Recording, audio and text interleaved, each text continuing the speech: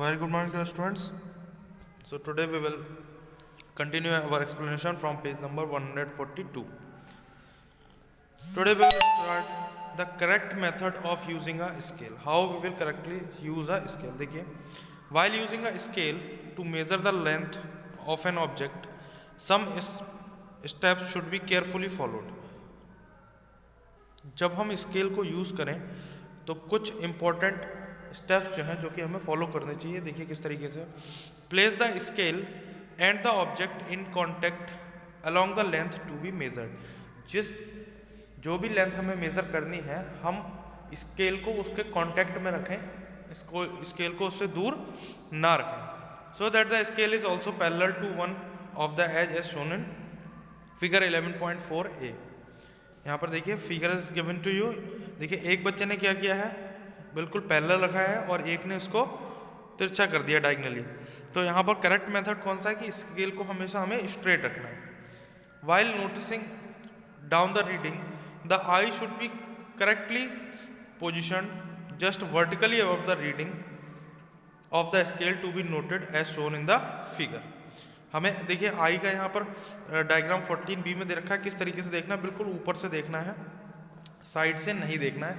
Side से देखने पर क्या होता है, जो ये जो छोटी वाले जो डिविजन्स होते हैं ये हमको क्लियरली वॉच नहीं हो पाते. In any case if one of the edge of the scale is broken, अगर किसी केस में स्केल की एक एज टूट जाए, ब्रोक हो जाए, और the zero mark is invisible due to over use, ज़्यादा यूज़ करने की वजह से जो स्टार्टिंग का जो जीरो मार्क है वो दिखना बंद हो जाए, then any other full mark which is clearly visible can be used as at one and.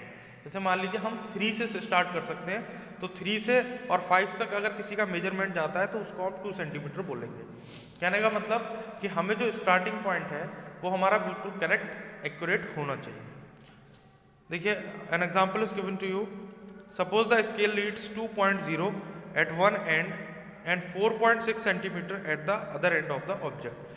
हमारा जीरो सपोज अगर ख़राब है तो स्केल जो है अगर हमने 2.0 से स्टार्ट किया और जो एंडिंग पॉइंट था दूसरा वाला वो 4.6 था, तो यहाँ पर दोनों को क्या करेंगे, सब्ट्रैक्ट करेंगे. 4.6 सेंटीमीटर माइनस 2 सेंटीमीटर, तो यहाँ पर जो एग्जैक्ट लेंथ निकल के आएगी जो ऑब्जेक्ट की, दैट विल बी 2.6 सेंटीमीटर.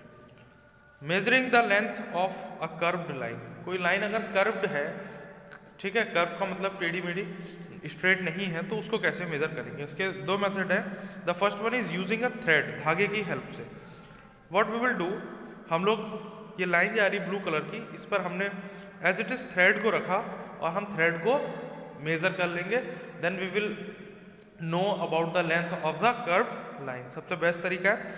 दूसरा वाला आ जाता है डिवाइडर. देखिए आपने सभी ने ज्योमेट्री बॉक्स में डिवाइडर देखा होगा, but most of you does not know the use of this divider. आप सभी ने देख रखा होगा मगर आपको यूज नहीं पता होगा. तो इसका यूज देखिए कैसे होता है. हम क्या करते हैं, डिवाइडर को एक फिक्स लेंथ पर सेट कर लेते हैं, ठीक है, उसको हम सेगमेंट बोलते हैं, ठीक है. जिस लेंथ पर, जैसे यहाँ से P से लेके और 1 तक अगर देखें तो ये एक सेगमेंट है, ठीक है. फिर 1 से लेके 2 तक मेजर किया, तो जितनी बार सेगमेंट आए वही उसकी क्या हो जाती है, टोटल लेंथ. तो इसका फॉर्मूला यहाँ पर दे रखा है, length of curve line is equal to number of segment. जितनी सेगमेंट होती है, सपोज 1 सेगमेंट की लेंथ जो थी वो 1 सेंटीमीटर थी और कोई कर्व लाइन में आपको पूरी की पूरी 10 सेगमेंट मिली. कितनी मिली बेटा, पूरी 10 सेगमेंट मिली. तो इसका मतलब जो कर्व लाइन की जो लेंथ थी वो थी 10 centimetre. Clear, okay. Next is page number 144. Activity is given to you. ये घर पे आप ट्राई कर सकते हैं. अब piece of thread and school, देखिए एक्टिविटी क्या है, to measure the girth of wrist using a thread. चलिए नेक्स्ट आ जाता है हमारा मोशन. अभी तक तो हम मेजरमेंट की बात कर रहे थे, अब जो नेक्स्ट टॉपिक है हमारा मोशन. तो देखिए पहले तो मैं इसको रीड करने से पहले आपको बहुत ईजी लैंग्वेज में बताता हूँ. Whenever a body change its position with respect to time, it is said to be in motion. जब कोई बॉडी या कोई ऑब्जेक्ट टाइम के रिस्पेक्ट में अपनी पोजीशन को लगातार चेंज करता रहे। जैसे मैं 4:02 पे यहाँ था, 4:02 पे मैं थोड़ा आगे चला गया, 4:03 में मैं और ज़्यादा आगे चला गया। इसका मतलब as the time is changing I am also changing my position. जैसे जैसे टाइम चेंज हो रहा है वैसे वैसे पोजीशन चेंज हो रही है, तो मैं क्या कहलाऊंगा, मोशन में। इसी को हम क्या कहते हैं, मोशन। देखिए, what do you observe when you go out, क्या ऑब्जर्व करते हैं, you find many objects moving around you, you find cars, buses, trucks and bicycles moving on the road. All these objects are changing their position with time. ये सभी object अपनी position को time के साथ change कर रहे हैं। When an object changes its position with time, it is said to be in motion. जब कोई ऑब्जेक्ट टाइम के रिस्पेक्ट में अपनी पोजीशन को चेंज करता है तो वो क्या कहलाता है बेटा, मोशन में कहलाता है।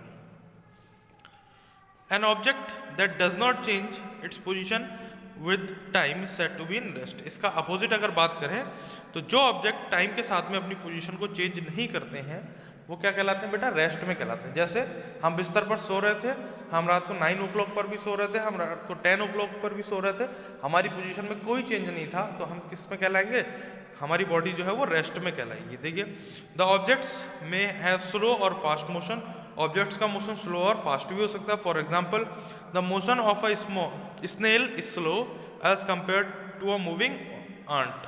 ठीक है, तो इसमें कोई कंफ्यूजन वाली बात नहीं, मोशन स्लो भी होते हैं और फास्ट भी होते हैं।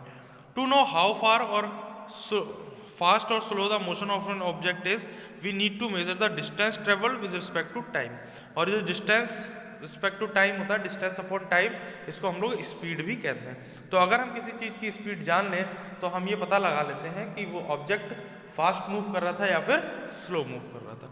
तो बेटा आज यहीं तक रखते हैं, कल भी हम स्टार्ट करेंगे rest and motion, the states of an object. So thank you very much dear students, that's all for today.